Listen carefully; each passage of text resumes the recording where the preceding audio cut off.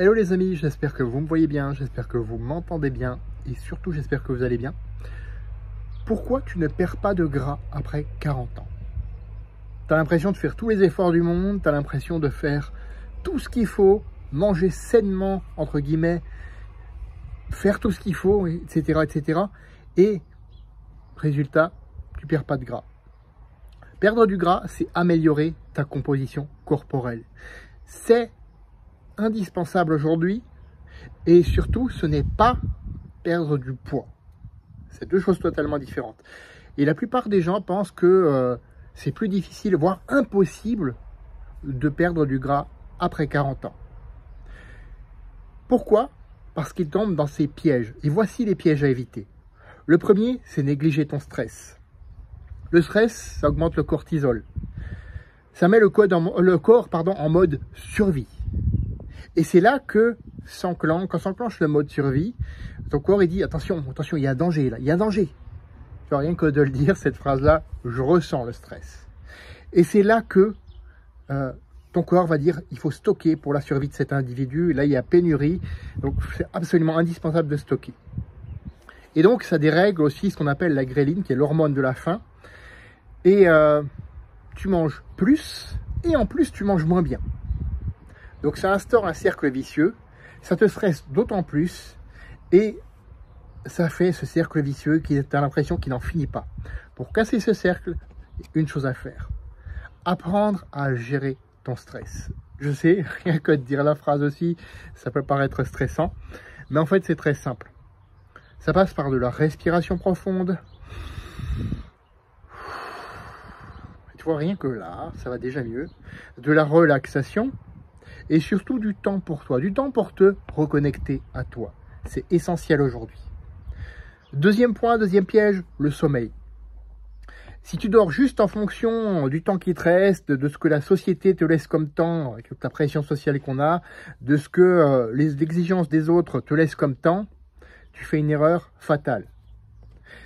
Tu te dis, ouais, je vais dormir juste quelques heures par là parce que c'est nécessaire, mais c'est tout, quoi. Voilà, et puis c'est pas grave, si je dors mal, je dormirai mieux demain. Non, en fait, ton corps le retient. Ton corps imprime tout ça. À terme, ça va amplifier les effets du stress, que je t'ai dit tout à l'heure. Et si tu ne connais pas tes besoins en sommeil, je t'invite à le faire vraiment. Connaître tes besoins en sommeil, en qualité et en quantité. Parce que si tu dors 8 heures, mais que c'est des 8 heures de merde, excuse-moi du terme, mais tu seras aussi fatigué que si tu n'aurais dormi que 4 heures, mais 4 heures de meilleure qualité. Connais tes besoins en heures et en qualité de sommeil. Je le dis souvent, mais évite les régimes à la con. Ça, c'est le troisième piège. Les régimes à la con, ça induit de la privation, du stress, et ça, quelque part, ça casse, ça flingue ton métabolisme de base. Ton métabolisme de base, c'est les calories que tu brûles, même au repos, même en dormant, chaque jour. Cette base-là, ça va la diminuer. Et donc, moins tu vas dépenser de calories au repos, plus tu vas manger, comme on l'a vu auparavant avec le stress, et tu vas encore amplifier ce cercle vicieux. À la place, mange à ta faim. S'il te plaît, je te supplie presque, mais mange à ta faim en privilégiant les aliments bruts et complets. Quatrième piège, la sédentarité. La sédentarité, c'est 70% des gens qui passent plus de 7 heures par jour, oui, sans bouger. Là, tu te dis, ouais, mais je suis crevé après le boulot, j'ai plus le temps de faire quoi que ce soit, j'ai plus envie.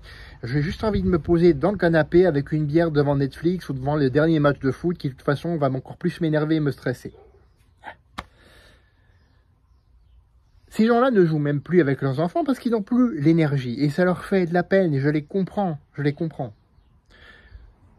C'est contre-intuitif, hein, mais l'activité physique, c'est un levier pour activer ton métabolisme, augmenter ton niveau d'énergie, réduire le stress, générer de la bonne fatigue et donc améliorer ton sommeil. Bouge un peu plusieurs fois par jour. C'est ça qui fait la différence aujourd'hui.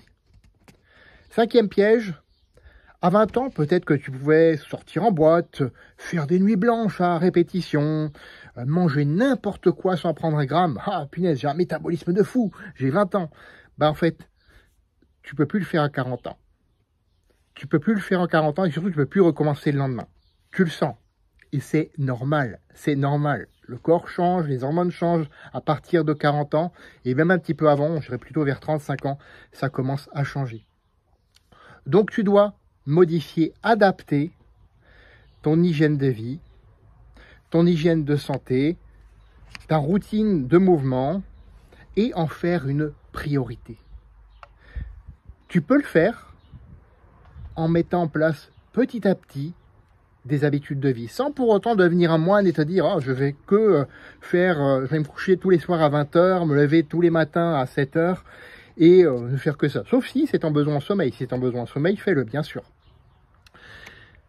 C'est exactement ce que moi j'ai commencé à faire justement il y a 20 ans, parce qu'à 20 ans j'avais une hygiène de vie de quelqu'un et un résultat merdique, comme quelqu'un qui aurait 40 ans aujourd'hui, qui n'aurait pas pris soin de sa santé. Moi je l'avais déjà à 20 ans. Et donc, ça te prouve bien que c'est possible.